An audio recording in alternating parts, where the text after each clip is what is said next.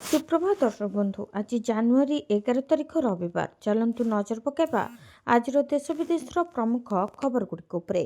କିନ୍ତୁ ତା ପୂର୍ବରୁ ଯଦି ଆପଣମାନେ ଆମ ଭିଡ଼ିଓକୁ ଲାଇକ୍ କରିନାହାନ୍ତି, ଆମ ଭିଡ଼ିଓକୁ ଲାଇକ୍ କରି କମେଣ୍ଟରେ ଜୟ ଜଗନ୍ନାଥ ଲେଖନ୍ତୁ। ଚଳିତ ମାସରେ 10 ଲକ୍ଷଙ୍କୁ ମିଳିବ ପକ୍କା ଘର। ସରକାରଙ୍କ ନୂଆବର୍ଷ ଭେଟି। ଗରିବ ଲୋକଙ୍କୁ ନୂଆବର୍ଷ ଭେଟିଦେବ ପଞ୍ଚାୟତ ରାଜ। ଜାନୁଆରୀରେ 10 ଲକ୍ଷ ହିତାଧିକାରୀଙ୍କୁ ମିଳିବ ପକ୍କା ଘର। ଏନେଇ ପଞ୍ଚାୟତ ରାଜ ମନ୍ତ୍ରୀ ରବି ନାରାୟଣ ନାୟକ ସୂଚନା ଦେଇଛନ୍ତି। ପ୍ରଧାନମନ୍ତ୍ରୀ ଆବାସ ଯୋଜନା ପାଇଁ 37 ଲକ୍ଷ ହିତାଧିକାରୀ ଆବେଦନ କରିଛନ୍ତି। ବର୍ତ୍ତମାନ ସୁଦ୍ଧା 34 ଲକ୍ଷଙ୍କୁ ସର୍ଟଲିଷ୍ଟ କରାଯାଇ କେନ୍ଦ୍ର ସରକାରଙ୍କୁ ତାଲିକା ଦିଆଯାଇଛି। ପୂର୍ବରୁ ପଞ୍ଚାୟତ ରାଜ ମନ୍ତ୍ରୀ ଘୋଷଣା କରିଥିଲେ, ଆଉ ରହିବନି ବିଜୁ ପକ୍କା ଘର ସ୍କିମ୍, ସମସ୍ତଙ୍କୁ ମିଳିବ ଘର, କୌଣସି ଯୋଗ୍ୟ ହିତାଧିକାରୀ ସରକାରୀ ଆବାସରୁ ବଞ୍ଚିତ ହେବେ ନାହିଁ। ଅନ୍ୟପଟେ ପ୍ରଧାନମନ୍ତ୍ରୀ ଆବାସ ଯୋଜନାର ଯୋଗ୍ୟତା ମାପଦଣ୍ଡକୁ କୋହଳ କରିଛନ୍ତି ସରକାର। ସର୍ବାଧିକ ମାସିକ ଆୟ 10,000ରୁ 15,000କୁ ବଢ଼ାଇଛନ୍ତି। ସେହିପରି ପୂର୍ବ ମାପଦଣ୍ଡରେ ଅନେକ ପରିବର୍ତ୍ତନ କରିଛନ୍ତି ସରକାର। ଅଯୋଧ୍ୟା ରାମ ମନ୍ଦିରର 15 କିମି ପରିଧି ମଧ୍ୟରେ ଆମିଷ ଖାଦ୍ୟ ସାମଗ୍ରୀ ବିତରଣ ନିଷେଧ। ଅଯୋଧ୍ୟା ରାମ ମନ୍ଦିରର 15 କିଲୋମିଟର ପରିଧି ମଧ୍ୟରେ ଅନଲାଇନ୍ ପ୍ଲାଟଫର୍ମ ମାଧ୍ୟମରେ ଆମିଷ ଖାଦ୍ୟ ସାମଗ୍ରୀ ବିତରଣ ଉପରେ କଟକଣା ଲଗାଯାଇଛି। ଶୁକ୍ରବାର ଅଯୋଧ୍ୟା ପ୍ରଶାସନ ଆମିଷ ଖାଦ୍ୟ ସାମଗ୍ରୀ ବିତରଣ ଉପରେ କଟକଣା ଲଗାଇଥିବା ଜଣାପଡ଼ିଛି। ପଞ୍ଚକୋଶୀ ପରିକ୍ରମା ଅନ୍ତର୍ଗତ ଅଞ୍ଚଳରେ ଆମିଷ ସାମଗ୍ରୀ ଯୋଗାଣ କରୁଥିବା ଅନଲାଇନ୍ ଖାଦ୍ୟ ବିତରଣ ପ୍ଲାଟଫର୍ମଗୁଡ଼ିକ ବିଷୟରେ ବାରମ୍ବାର ଅଭିଯୋଗ ଆସିବା ପରେ ଏହି ପଦକ୍ଷେପ ନିଆଯାଇଥିବା ପ୍ରଶାସନ ପକ୍ଷରୁ କୁହାଯାଇଛି। କେତେକ ହୋଟେଲ ଓ ହୋମଷ୍ଟେ ଅତିଥିମାନଙ୍କୁ ଆମିଷ ଖାଦ୍ୟ ସହିତ ମଦ ଯୋଗାଉଥିବା ଜାଣିବାକୁ ମିଳିଛି ବୋଲି ଅଯୋଧ୍ୟା ପ୍ରଶାସନ ଜଣାଇଛି। ଏପରି କାର୍ଯ୍ୟରୁ ଦୂରେଇ ରହିବାକୁ କର୍ତ୍ତୃପକ୍ଷ ଚେତାବନୀ ଜାରି କରିଛନ୍ତି। ଅଯୋଧ୍ୟା ଓ ଫୈଜାବାଦକୁ ଯୋଡୁଥିବା 14 କିଲୋମିଟର ରାମ ପଥରେ ମଦ ଓ ମାଂସ ବିକ୍ରି କରିବା ଉପରେ ଅଯୋଧ୍ୟା ମ୍ୟୁନିସିପାଲ କର୍ପୋରେସନ ଗତବର୍ଷ ମେ ମାସରେ କଟକଣା ଲଗାଇଥିଲେ। କିନ୍ତୁ ଗତ 9 ମାସ ମଧ୍ୟରେ ମଦ ବିକ୍ରି ଉପରେ କଟକଣା ଲାଗୁ ହୋଇପାରିନାହିଁ। ସମ୍ପୃକ୍ତ 14 କିଲୋମିଟର ରାସ୍ତାରେ ଡଜନରୁ ଅଧିକ ଦୋକାନରେ ମଦ ବିକ୍ରି ଚାଲୁଥିବା ସ୍ଥାନୀୟ ଲୋକେ କହିଛନ୍ତି। ମ୍ୟୁନିସିପାଲ ଅଧିକାରୀ କହିଛନ୍ତି, ପୌର ପ୍ରଶାସନ ପକ୍ଷରୁ ରାମ ପଥରେ ମାଂସ ଦୋକାନ ବନ୍ଦ କରାଯାଇଥିବା ବେଳେ ଜିଲ୍ଲା ପ୍ରଶାସନ ପକ୍ଷରୁ ମଦ ବିକ୍ରି ଉପରେ କଟକଣା ଆବଶ୍ୟକ ଥିବା କହିଛନ୍ତି। ତେବେ ସହାୟକ ଖାଦ୍ୟ ଆୟୁକ୍ତ ମାନିକ ଚନ୍ଦ୍ର ସିଂ କହିଛନ୍ତି, ଅନଲାଇନ୍ ପ୍ଲାଟଫର୍ମରେ ପର୍ଯ୍ୟଟକଙ୍କୁ ଆମିଷ ଖାଦ୍ୟ ସାମଗ୍ରୀ ବିତରଣ କରାଯାଉଥିବା ଅଭିଯୋଗ ହୋଇଛି। ଅଭିଯୋଗ ଆଧାରରେ ଆମିଷ ଖାଦ୍ୟ ବିତରଣ ଉପରେ କଟକଣା ଲଗାଯାଇଛି। ବିନା ତାରପଲିନ କଭରରେ ଏଣିକି ଯାଇପାରିବନି କୌଣସି ବାଲିବୋଝେଇ ଟ୍ରକ୍, ନିୟମ ଉଲ୍ଲଂଘନ କଲେ ଗଣିବେ ଦଣ୍ଡ। ବିନା ତାରପଲିନ କଭରରେ କୌଣସି ମାଲ ପରିବହନ ଗାଡ଼ି ରାଜପଥ କିମ୍ବା ସହର ଭିତର ରାସ୍ତାରେ ଗଡ଼ିପାରିବନି। ପ୍ରଦୂଷଣକୁ ନେଇ ଜିଲ୍ଲାପାଳଙ୍କ ଏଭଳି କଡ଼ା ନିର୍ଦ୍ଦେଶ ଦେଇଛନ୍ତି, କିନ୍ତୁ ବାଲି ମାଫିଆମାନେ ମାନୁନାହାନ୍ତି। ରାତିରେ ହାଇୱାରେ ବାଲି ପରିବହନ କରି ମନଇଚ୍ଛା ରାସ୍ତାରେ ଯାଉଛନ୍ତି। ତେବେ ବାଲି ପରିବହନ କରୁଥିବା ଗାଡ଼ିମାନଙ୍କ ବେଗରେ କଟକଣା ଥିଲେ ମଧ୍ୟ କେହି କାହାକୁ ମାନୁନାହାନ୍ତି। ଯେଉଁଥିପାଇଁ ରାସ୍ତାରେ ପଡ଼ୁଥିବା ବାଲି ଓ ଦ୍ରୁତଗତିରେ ଯାଉଥିବା ହାଇୱାମାନଙ୍କ ଯୋଗୁଁ ପ୍ରତ୍ୟେକ ଦିନ ଛୋଟ ବଡ଼ ଦୁର୍ଘଟଣା ଘଟୁଛି। ତେଣୁ ତର୍ପଲିନରେ ଘୋଡ଼ାଇବା ସହ ରାସ୍ତାରେ ବାଲି ପଡ଼ିଲେ ତାହାକୁ ସଫା କରିବା ପାଇଁ ଖଣି ବିଭାଗ ପକ୍ଷରୁ ବାଲିଘାଟ ଲିଜଧାରୀଙ୍କୁ ନିର୍ଦ୍ଦେଶ ଦିଆଯାଇଛି। ନିୟମ ନ ମାନିଲେ ଲିଜଧାରୀ ମୋଟା ଅଙ୍କର ଜରିମାନା ଦେବାକୁ ପ୍ରସ୍ତୁତ ରହିବ ବୋଲି ଚେତାବନୀ ମଧ୍ୟ ଦିଆଯାଇଛି। ଭୂତଙ୍କ ନାଁରେ ରାସନ ଖାଉଥିଲେ ସାବଧାନ, ଗଣିବେ 1.5 ଗୁଣା ଆର୍ଥିକ ଦଣ୍ଡ। ମୃତ ରାସନ କାର୍ଡଧାରୀଙ୍କ ନାଁରେ ରାସନ ସାମଗ୍ରୀ ଉଠାଇଲେ ଏଣିକି କଡ଼ା କାର୍ଯ୍ୟାନୁଷ୍ଠାନ। ମୃତ୍ୟୁ ତାରିଖରୁ ଗ୍ରହଣ ହୋଇଥିବା ସାମଗ୍ରୀର ମୂଲ୍ୟ ସମ୍ପୃକ୍ତ ପରିବାରଠାରୁ 1.5 ଗୁଣା ବାହାରେ ଆଦାୟ ହେବ। ଓଡ଼ିଶାର ହାଇକୋର୍ଟଙ୍କ ନିର୍ଦ୍ଦେଶ କ୍ରମେ ସଂଶୋଧିତ ଆଦେଶ ପ୍ରସ୍ତାବକୁ କ୍ୟାବିନେଟ୍ ମଞ୍ଜୁରି ମିଳିଛି।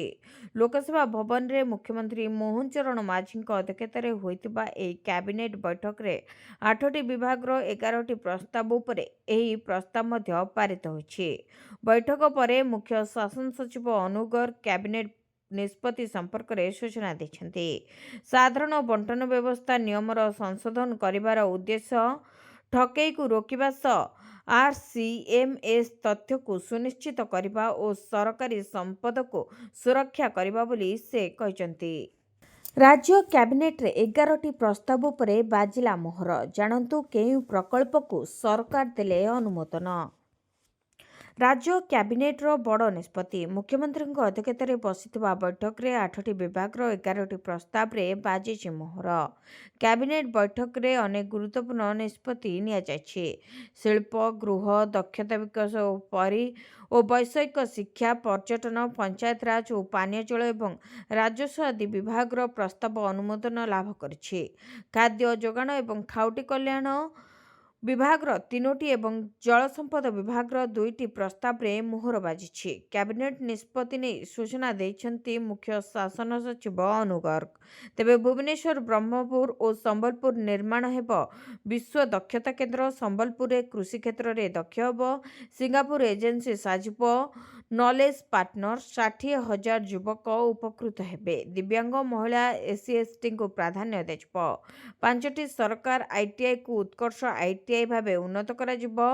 ଗୋପାଳପୁରରେ ହେବ ଟାଟା ସୋଲାର ସେଲ୍ସ। ଖର୍ଚ୍ଚ ହେବ 10,000 କୋଟି। 5,000 ଲୋକ ପ୍ରତ୍ୟକ୍ଷ ଓ ପରୋକ୍ଷ ଭାବେ ନିୟୋଜିତ ହେବେ। ଓଡ଼ିଶା ପର୍ଯ୍ୟଟନ ନୀତିରେ ପରିବର୍ତ୍ତନ। ମହିଳାଙ୍କ ପାଇଁ 40% ସବସିଡି ପ୍ରଦାନ କରାଯିବ।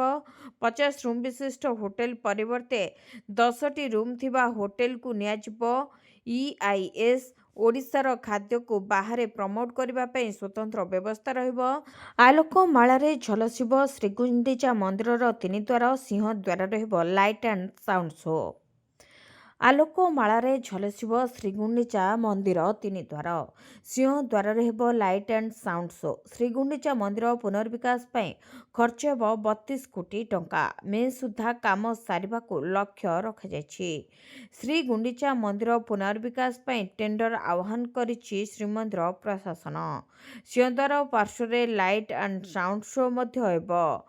ବାହାର ବେଢ଼ାର ପୂର୍ବ, ଉତ୍ତର, ଦକ୍ଷିଣ ପାର୍ଶ୍ୱରେ ଉନ୍ନତୀକରଣ କରାଯିବା ପାର୍ଶ୍ୱକୁ ଲାଗି ହେବ ଉଦ୍ୟାନ।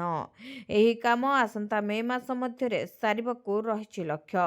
ବେଢ଼ାରୁ ପ୍ଲାଷ୍ଟର ଛାଡ଼ିଯିବା ସହ ଖଣ୍ଡେ ଲାଇଟ୍ ପଥର ଲେଖିବା ବେଢ଼ା କାନ୍ଥକୁ ମଧ୍ୟ କେମିକାଲ ୱାସ୍ କରାଯିବ। ଚଳିତ ସପ୍ତାହରେ ସୁଭଦ୍ରା ଟଙ୍କା। ନୂଆ ହିତାଧିକାରୀଙ୍କୁ ଖୁବ୍ ଶୀଘ୍ର ଟଙ୍କା ଦେବେ ସରକାର। ଚଳିତ ସପ୍ତାହରେ ମିଳିବ ସୁଭଦ୍ରା ଟଙ୍କା। ନୂତନ ଭାବେ 4,57,681 ଜଣଙ୍କୁ ଏହି ଟଙ୍କା ମିଳିବ। ତେବେ ନୂଆ ଭାବରେ ଯୋଡ଼ି ହୋଇଥିବା 1,78,398 ହିତାଧିକାରୀଙ୍କୁ ମଧ୍ୟ ଟଙ୍କା ଦିଆଯିବ। ଏହାସହ ବିଭିନ୍ନ କାରଣ ପାଇଁ କଟିଯାଇଥିବା 24,018 ଜଣ ହିତାଧିକାରୀଙ୍କୁ ଟଙ୍କା ଦେବେ ସରକାର। ସେହିପରି ତୃତୀୟ କିସ୍ତି ପାଇଥିଲେ କିନ୍ତୁ ପ୍ରଥମ ଦ୍ୱିତୀୟ କିସ୍ତିରେ ନାଁ ନଥିଲା, ସେହିଭଳି 2,55,265 ଜଣ ହିତାଧିକାରୀଙ୍କୁ ଟଙ୍କା ମିଳିବ ବୋଲି ସୂଚନା ଦେଇଛନ୍ତି ଉପମୁଖ୍ୟମନ୍ତ୍ରୀ ପ୍ରଭାତୀ ପରିଡ଼ା। ଚଳିତ ସପ୍ତାହରେ 250 କୋଟିରୁ ଅଧିକ ଟଙ୍କା ଆକାଉଣ୍ଟକୁ କ୍ରେଡିଟ୍ ହେବ ବୋଲି ଜଣାପଡ଼ିଛି, ଯାହାକୁ ନେଇ ଉତ୍ସାହିତ ଅଛନ୍ତି ସୁଭଦ୍ରା ହିତାଧିକାରୀ ସହିତ ନୂତନ ଭାବେ ଯୋଡ଼ି ହୋଇଥିବା ହିତାଧିକାରୀମାନେ। ଘର କିଣୁଥିବା ଲୋକଙ୍କୁ ମୋଦି ସରକାରଙ୍କ ବଡ଼ ଉପହାର, ଶସ୍ତା କଲେ ହୋମ୍ ଲୋନ୍। ପ୍ରତ୍ୟେକ ବ୍ୟକ୍ତି ନିଜସ୍ୱ ଘର କିଣିବା ସ୍ୱପ୍ନ ଦେଖନ୍ତି। ଯଦି ଆପଣ ନିଜର ଘର କିଣିବାକୁ ଭାବୁଛନ୍ତି ତେବେ ଏହି ଖବରଟି ଆପଣଙ୍କ ପାଇଁ। ତେବେ ବର୍ଦ୍ଧିତ ମୁଦ୍ରାସ୍ଫୀତି ଯୋଗୁଁ ଘର ନିର୍ମାଣ ସ୍ୱପ୍ନ ପ୍ରାୟତଃ ସ୍ୱପ୍ନ ହୋଇ ରହିଯାଉଛି। ଏହାର ସମାଧାନ ପାଇଁ କେନ୍ଦ୍ର ସରକାର ଆର୍ଥିକ ଦୃଷ୍ଟିରୁ ଦୁର୍ବଳ ବର୍ଗଙ୍କୁ ସହାୟତା କରୁଛନ୍ତି। କେନ୍ଦ୍ର ସରକାର ଏହି ଉଦ୍ଦେଶ୍ୟରେ ପ୍ରଧାନମନ୍ତ୍ରୀ ଆବାସ ଯୋଜନା 2.0 କାର୍ଯ୍ୟକାରୀ କରୁଛନ୍ତି। ଏହି ସରକାରୀ ଯୋଜନା ଅଧୀନରେ ଯୋଗ୍ୟ ବ୍ୟକ୍ତିମାନେ ଗୃହ ଋଣ ଉପରେ ସୁଧ ରିହାତି ପାଆନ୍ତି, ଯାହାଫଳରେ ଘର କିଣିବା ସହଜ ହୋଇଯାଏ। ପ୍ରଧାନମନ୍ତ୍ରୀ ଆବାସ ଯୋଜନା 2.0 ଅଧୀନରେ ଯୋଗ୍ୟ ଗୃହ ଋଣ ଗ୍ରହଣକାରୀମାନେ 25 ଲକ୍ଷ ଟଙ୍କା ପର୍ଯ୍ୟନ୍ତ ଋଣ ଉପରେ 1.8 ଲକ୍ଷ ଟଙ୍କା ପର୍ଯ୍ୟନ୍ତ ସୁଧ ସବସିଡି ପାଇପାରିବେ। ଏହି ସବସିଡି ଏକକାଳୀନ ନୁହେଁ ବରଂ 5ଟି ବର୍ଷ କିସ୍ତିରେ ଦିଆଯାଏ। ଏହି ରାଶି ସିଧାସଳଖ ହିତାଧିକାରୀଙ୍କ ଋଣ ଆକାଉଣ୍ଟରେ ଜମା କରାଯାଏ, ଯାହା ଋଣର ମୂଳ ପରିମାଣ ହ୍ରାସ କରେ ଏବଂ ମାସିକ EMIର ବୋଝ ମଧ୍ୟ ହ୍ରାସ କରିଥାଏ। ମାତ୍ର 45 ଟଙ୍କା ରଖିଲେ ମିଳିବ 25 ଲକ୍ଷ ଟଙ୍କା। ଏତିକି ବର୍ଷରେ ହୋଇଯିବେ ଧନୀ। LICର ଏହି ପଲିସି ବୀମା ସୁରକ୍ଷା, ସଞ୍ଚୟ ଲାଭ, ମ୍ୟାଚୁରିଟିରେ ବଡ଼ ପରିମାଣର ବୀମା ରାଶି, ଜୀବନକାଳ ବିପଦ କଭର ଏବଂ କମ୍ ପ୍ରିମିୟମରେ ଟିକସ ଛାଡ଼ ଭଳି ସୁବିଧା ପ୍ରଦାନ କରେ। ଯେତେବେଳେ ଭାରତରେ ବୀମା କଥା ଆସେ, ଅଧିକାଂଶ ଲୋକଙ୍କର LIC ଉପରେ ଦୃଢ଼ ବିଶ୍ୱାସ ଥାଏ। ଯେଉଁମାନେ ନିଜ ପରିବାରର ଭବିଷ୍ୟତକୁ ସୁରକ୍ଷିତ କରିବାକୁ ଚାହାନ୍ତି, ସେମାନଙ୍କ ପାଇଁ LIC ହେଉଛି ଏକ ପ୍ରଥମ କମ୍ପାନୀ ଯାହା ମନକୁ ଆସେ। ଯେଉଁମାନେ କେବଳ ସଞ୍ଚୟ ପାଇଁ ନୁହେଁ ବରଂ ସେମାନଙ୍କ ପରିବାର ପାଇଁ ଆର୍ଥିକ ସୁରକ୍ଷା ମଧ୍ୟ ପ୍ରଦାନ କରୁଥିବା ବୀମା ଚାହାନ୍ତି।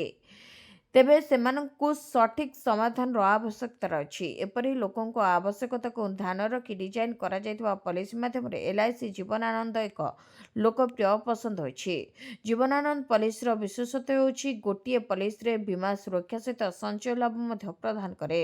ଯୋଜନା ନମ୍ବର 1915 ସହିତ ଉପଲବ୍ଧ ଏହି ପଲିସି ଭିତ୍ତିଭୂମି ପରିବାରକୁ ଅନୁଧ୍ୟାନ କରେ ଡିଜାଇନ୍ କରାଯାଇଛି। ଟର୍ମ ଇନ୍ସୁରାନ୍ସ ଭଳି ବିପଦ କଭର କରୁଥିବା ସହିତ ଏହା ଭବିଷ୍ୟତରେ ଭଲ ପରିମାଣର ଟଙ୍କା ପ୍ରଦାନ କରିବାର ମଧ୍ୟ କାର୍ଯ୍ୟ କରେ। ରାଜ୍ୟରେ ଆରମ୍ଭ ହେବ ଆୟୁଷ୍ମାନ ଭାରତ ଡିଜିଟାଲ ମିଶନ। ରାଜ୍ୟରେ ଆରମ୍ଭ ହେବ ଆୟୁଷ୍ମାନ ଭାରତ ଡିଜିଟାଲ ମିଶନ। କେନ୍ଦୁଝର ଜିଲ୍ଲାରେ ହେବ ପାଇଲଟ ପ୍ରୋଗ୍ରାମ। ସ୍ୱାସ୍ଥ୍ୟ ବିଭାଗର କାର୍ଯ୍ୟକ୍ରମ ସମୀକ୍ଷା ବେଳେ ଏଭଳି ନିର୍ଦ୍ଦେଶ ଦେଇଛନ୍ତି ମୁଖ୍ୟମନ୍ତ୍ରୀ ମୋହନ ଚରଣ ମାଝୀ। ଏହି ମିଶନ ଦ୍ୱାରା ଅଧିକାଂଶ ସ୍ୱାସ୍ଥ୍ୟସେବାକୁ ଡିଜିଟାଲ କରାଯିବ। ଆପାର୍ଟମେଣ୍ଟ ବୁକିଂ, ରେଫରାଲ ଓ ଫଲୋଅପ୍ ବ୍ୟବସ୍ଥା ଡିଜିଟାଲ ମାଧ୍ୟମରେ କରାଯିବ। ଏହାଦ୍ୱାରା ରୋଗୀମାନଙ୍କ ପ୍ରତୀକ୍ଷା ସମୟ କମିବା ସହ ସ୍ୱାସ୍ଥ୍ୟସେବା ଭିତ୍ତିଭୂମିର ସର୍ବୋତ୍ତମ ବ୍ୟବହାର ହୋଇପାରିବ। କେନ୍ଦୁଝରରେ ପାଇଲଟ ପ୍ରୋଗ୍ରାମ କରାଯାଇ ପରବର୍ତ୍ତୀ ସମୟରେ ସାରା ରାଜ୍ୟକୁ କରାଯିବ ସମ୍ପ୍ରସାରଣ। ଏହାଛଡ଼ା ଡାକ୍ତରମାନଙ୍କ ଦକ୍ଷତା ବୃଦ୍ଧି ପାଇଁ ଜିଲ୍ଲା ମୁଖ୍ୟ ଚିକିତ୍ସାଳୟରେ ଆରମ୍ଭ ହେବ DNB ପାଠ୍ୟକ୍ରମ। ଏଥିରେ ଡାକ୍ତରମାନେ ପ୍ରାକ୍ଟିକାଲ ଓ କ୍ଲିନିକାଲ ଟ୍ରେନିଂ ପାଇ ସ୍ପେସିଆଲାଇଜେସନ୍ କରିପାରିବେ। ଅନ୍ୟପକ୍ଷେ ଆୟୁଷ ଡାକ୍ତରମାନେ କେବଳ ଆୟୁର୍ବେଦିକ ଔଷଧ ହିଁ ଲେଖିବେ। ସେମାନେ କୌଣସି ଏଲୋପାଥିକ ଔଷଧ ପ୍ରେସ୍କ୍ରାଇବ୍ କରିପାରିବେ ନାହିଁ। ତତ୍ସହିତ ଓଡ଼ିଶାରେ ଆୟୁଷ ଡାକ୍ତରମାନଙ୍କର ସେବାକୁ ଅଗ୍ରାଧିକାର ଦେବା ନିମନ୍ତେ ଆୟୁଷ୍ମାନ ଆରୋଗ୍ୟ ମନ୍ଦିରମାନଙ୍କରେ ଆୟୁର୍ବେଦିକ ଓ ହୋମିଓପାଥିକ ମେଡିସିନ ଉପଲବ୍ଧ କରିବା ପାଇଁ ମୁଖ୍ୟମନ୍ତ୍ରୀ ନିର୍ଦ୍ଦେଶ ଦେଇଛନ୍ତି। ବିକଶିତ ଓଡ଼ିଶା ପାଇଁ ବିକାଶର ନକ୍ସା ସରକାର କଲେ ରୋଡମ୍ୟାପ୍। ପୂରଣ ହେବ 65,000 ସରକାରୀ ପଦବୀ। ଓଡ଼ିଶା ବିକାଶ ପାଇଁ ରାଜ୍ୟ ସରକାରଙ୍କର ରୋଡମ୍ୟାପ୍। ଜୁନ୍ ସୁଦ୍ଧା 65,000 ସରକାରୀ ପଦବୀ ପୂରଣ କରିବାକୁ ନିର୍ଦ୍ଦେଶ ଦେଇଛନ୍ତି ମୁଖ୍ୟମନ୍ତ୍ରୀ। ମୁଖ୍ୟମନ୍ତ୍ରୀଙ୍କ 15 ସୂତ୍ରୀ ନିୟମକୁ କଡ଼ାକଡ଼ି ଭାବେ ପାଳନ କରିବାକୁ ମୁଖ୍ୟ ଶାସନ ସଚିବ ଅନୁଗର ସମସ୍ତ ବିଭାଗୀୟ ସଚିବଙ୍କୁ ନିର୍ଦ୍ଦେଶ ଦେଇଛନ୍ତି। ତେବେ 15 ସୂତ୍ରୀ ନିର୍ଦ୍ଦେଶ ପାଳନ ନେଇ ବିଭାଗୀୟ ସଚିବ ସବୁ ଯୋଜନା କରିଛନ୍ତି। ସେ ନେଇ ରିପୋର୍ଟ ଦେବାକୁ କହିଛନ୍ତି ଅନୁଗର। ଓଡ଼ିଶା ସରକାରଙ୍କର ବିଭିନ୍ନ ବିଭାଗର ସଚିବମାନଙ୍କୁ ନେଇ ଗତ ଜାନୁଆରୀ 1 ତାରିଖରେ ଏକ ଗୁରୁତ୍ୱପୂର୍ଣ୍ଣ ବୈଠକ ମୁଖ୍ୟ ଶାସନ ସଚିବ ଅଧ୍ୟକ୍ଷତାରେ ଅନୁଷ୍ଠିତ ହୋଇଥିଲା। ରାଉରକେଲାରେ ଘରୋଇ ବିମାନ ଦୁର୍ଘଟଣାଗ୍ରସ୍ତ, ପାଇଲଟଙ୍କ ସମେତ 6 ଯାତ୍ରୀ ଆହତ। ରାଉରକେଲାରେ ବିମାନ ଦୁର୍ଘଟଣା। ରାଉରକେଲା ବିମାନ ବନ୍ଦରରୁ ଭୁବନେଶ୍ୱର ଅଭିମୁଖେ ଉଡ଼ାଣ ଭରିବାର ଅଳ୍ପ ସମୟରେ ଘରୋଇ ବିମାନଟି ଦୁର୍ଘଟଣାଗ୍ରସ୍ତ ହୋଇଥିଲା। ଦୁର୍ଘଟଣାରେ ପାଇଲଟଙ୍କ ସମେତ 6 ଜଣ ଯାତ୍ରୀ ଆହତ ହୋଇଥିଲେ। ତେବେ ବିମାନଟି 9 ସିଟରର। ଉଡ଼ାଣ ଭରିବାର ଅଳ୍ପ ସମୟ ଭିତରେ ଇଞ୍ଜିନରେ ସମସ୍ୟା ଯୋଗୁଁ ଏକ ଜମିରେ ଜରୁରୀ ଅବତରଣ ପାଇଁ ଚେଷ୍ଟା କରିଥିଲେ ପାଇଲଟ। ଆଉ ସେ ଜରୁରୀ ଅବତରଣ ସମୟରେ ହିଁ ଏଭଳି ଏକ ଅଘଟଣ ଘଟିଯାଇଥିଲା। ତେବେ ଆହତଙ୍କୁ ତୁରନ୍ତ ଉଦ୍ଧାର କରି ନିକଟସ୍ଥ ଡାକ୍ତରଖାନାରେ ଭର୍ତ୍ତି କରାଯାଇଛି। ସମସ୍ତଙ୍କ ସ୍ୱାସ୍ଥ୍ୟାବସ୍ଥା ସ୍ଥିର ରହିଥିବା ଜଣାପଡ଼ିଛି। ତେବେ କେଉଁ ପରିସ୍ଥିତିରେ ଏଭଳି ଏକ ଅଘଟଣ ଘଟିଲା ତାର ତଦନ୍ତ ଆରମ୍ଭ ହୋଇଛି। ତେବେ ଘଟଣାସ୍ଥଳରେ ରାଉରକେଲା SP ମଧ୍ୟ ପହଞ୍ଚି ତଦନ୍ତ କରୁଥିବା ଜଣାପଡ଼ିଛି। ମାର୍ଚ୍ଚ ଶେଷ ସୁଦ୍ଧା ନୂଆ ଦଳ ଗଢ଼ିବେ ମହମ୍ମଦ ମୋକିମ ଦେଲେ ବଡ଼ ସୂଚନା। ନୂଆ ଦଳ ଗଠନ ନେଇ ମହମ୍ମଦ ମୋକିମଙ୍କ ବଡ଼ ସୂଚନା। ମାର୍ଚ୍ଚ ଶେଷ ସୁଦ୍ଧା ନୂଆ ଦଳ ଘୋଷଣା ହେବ କହିଲେ ମୋକିମ। ସେ କହିଛନ୍ତି ଯେ ନୂଆ ଦଳ ନେଇ ସମୀକରଣ ଚାଲିଛି। ପୁରା ରାଜ୍ୟରୁ ମତାମତ ନିଆଯାଉଛି। ବଡ଼ କାର୍ଯ୍ୟକ୍ରମ ପୂର୍ବରୁ ଅନେକ ପରାମର୍ଶ ଆବଶ୍ୟକ। ପର୍ଯ୍ୟାୟକ୍ରମେ ଆଗକୁ ବଢ଼ିଛି। ମାର୍ଚ୍ଚ ଶେଷ ସୁଦ୍ଧା ବ୍ୟବସ୍ଥା ହୋଇସାରିଥିବ। ନୂଆ ରାଜନୈତିକ ଦଳର ଭିତ୍ତିଭୂମି ପଡ଼ିବ ବୋଲି କହିଥିଲେ ମହମ୍ମଦ ମୋକିମ। ତେବେ ଆସନ୍ତା 12 ତାରିଖରେ ଯୁବ ସମାବେଶରେ ଏକାଠି ହେବେ ରାଜ୍ୟର ଅନେକ ଯୁବପିଢ଼ି। ଉପକୂଳ ଓଡ଼ିଶାର ଅନେକ ଯୁବ ନେତା ଏକାଠି ହେବେ। ତେବେ ଓଡ଼ିଶାର ଭବିଷ୍ୟତ ନେଇ ଆଲୋଚନା କରିବୁ ବୋଲି ମୋକିମ କହିଛନ୍ତି। ତେବେ ନୂଆ ଦଳର ନାମ ଲୋକ କଂଗ୍ରେସ ଦିଆଯିବ ବୋଲି ସୂଚନା ମିଳିଛି। ପରବର୍ତ୍ତୀ ସମୟରେ ମହିଳା ସମ୍ମିଳନୀ ହେବ ଏବଂ ଚାଷୀଙ୍କୁ ଭେଟିବୁ। ଏଜେଣ୍ଡା ଓ ଆମ କର୍ତ୍ତବ୍ୟ କ'ଣ ହେବା ଉଚିତ ପ୍ରସ୍ତୁତ କରି ସାମ୍ନାକୁ ଆସିବୁ ବୋଲି ସେ କହିଛନ୍ତି। ସ୍କୁଲ ଡ୍ରପ୍ଆଉଟ୍ ରୋକିବାକୁ ସରକାରଙ୍କ ବଡ଼ ପଦକ୍ଷେପ। 7 ଦିନ ଅନୁପସ୍ଥିତ ରହିଲେ ଛାତ୍ରଛାତ୍ରୀଙ୍କ ଘରକୁ ଯିବେ ଶିକ୍ଷକ। राज्य स्कूल पाठपढ़ा अधारू छाड़ुवा पिलांको संख्याକୁ ନେଇ ଏବେ ଚିନ୍ତାରେ ରାଜ୍ୟ ସରକାର। ବିଶେଷକରି ପ୍ରାଥମିକ ଓ ମାଧ୍ୟମିକ ଶିକ୍ଷା କ୍ଷେତ୍ରରେ ବଢ଼ୁଥିବା ଡ୍ରପ୍ ଆଉଟ୍ ହାରକୁ କମାଇବା ପାଇଁ ଗଣଶିକ୍ଷା ବିଭାଗ ପକ୍ଷରୁ ଏକ କଠୋର ତଥା ପ୍ରଶଂସନୀୟ ପଦକ୍ଷେପ ନିଆଯାଇଛି।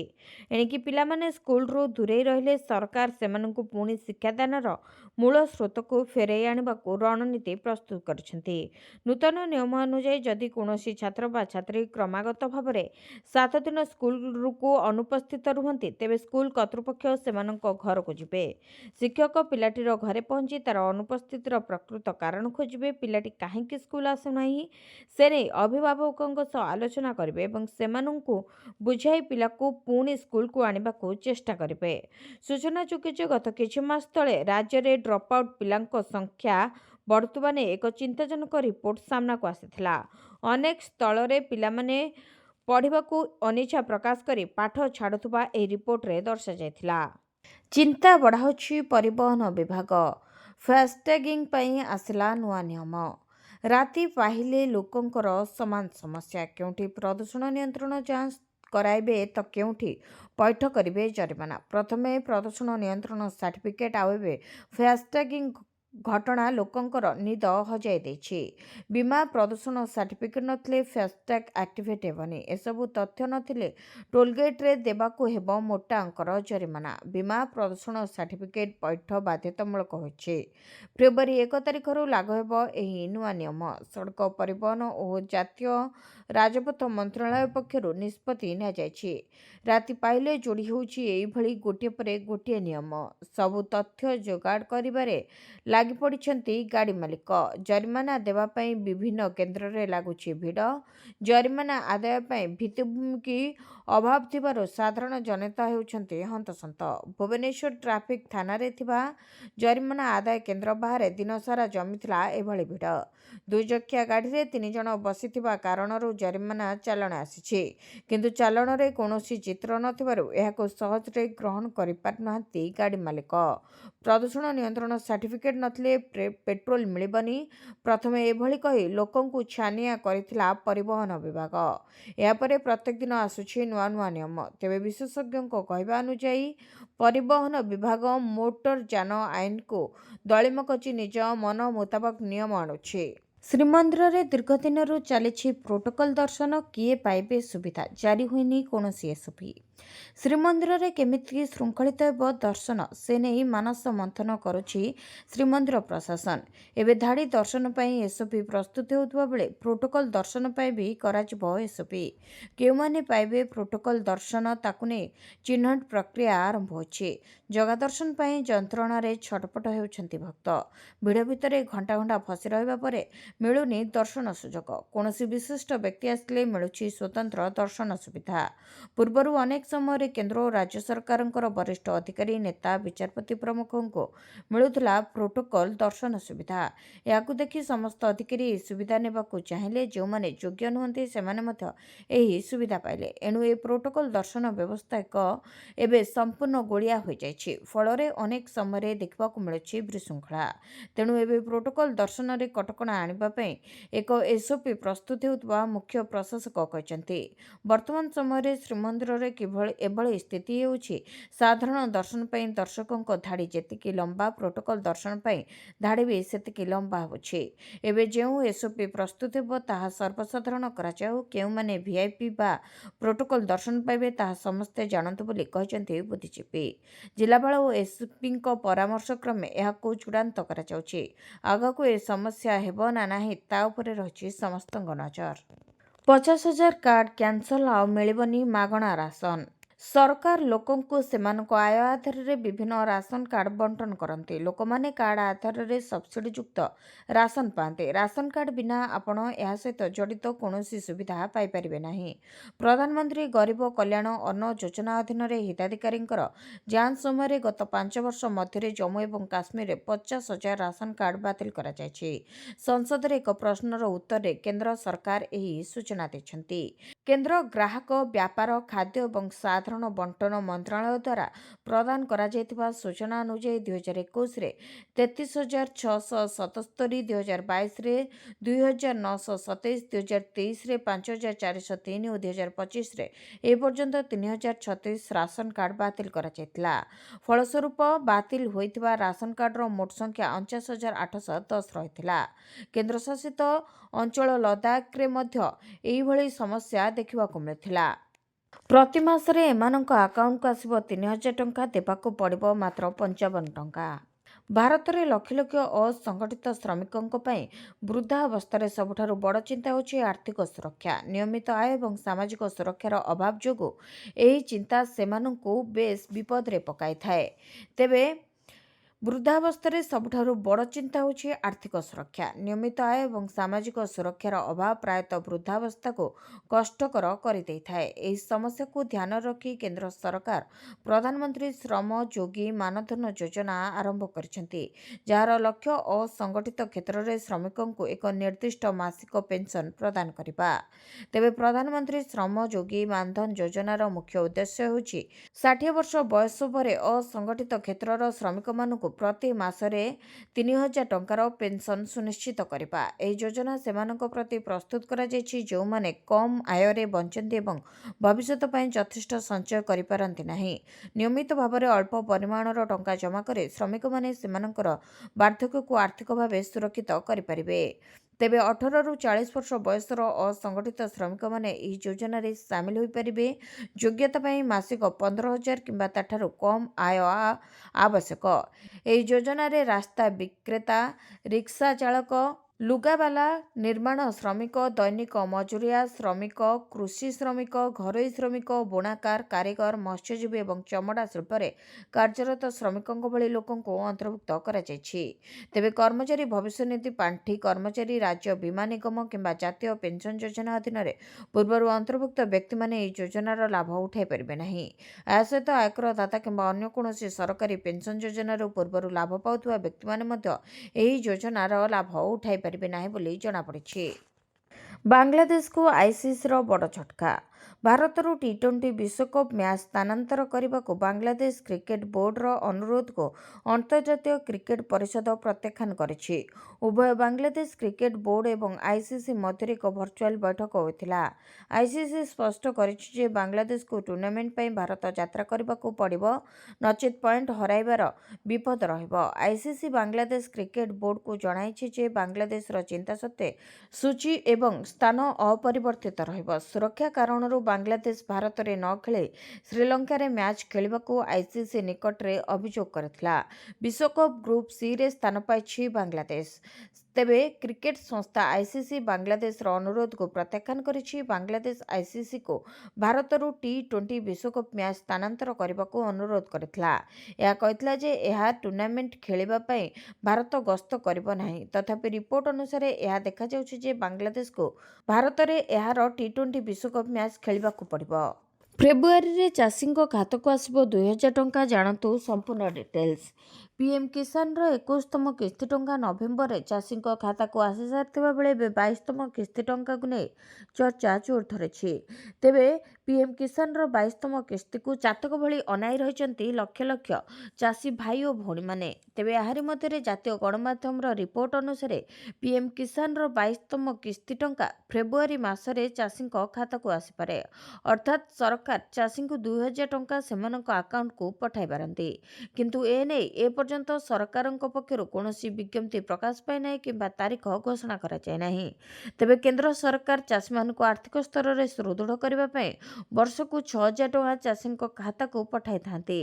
ତେବେ ପ୍ରତ୍ୟେକ କିସ୍ତିରେ 2,000 ଟଙ୍କା ଲେଖାଏଁ ଚାଷୀଙ୍କ ଖାତାକୁ ଆସିଥାଏ। ପ୍ରତି 4 ମାସରେ ଗୋଟିଏ କିସ୍ତି ଟଙ୍କା ପଠାଇଥାନ୍ତି ସରକାର।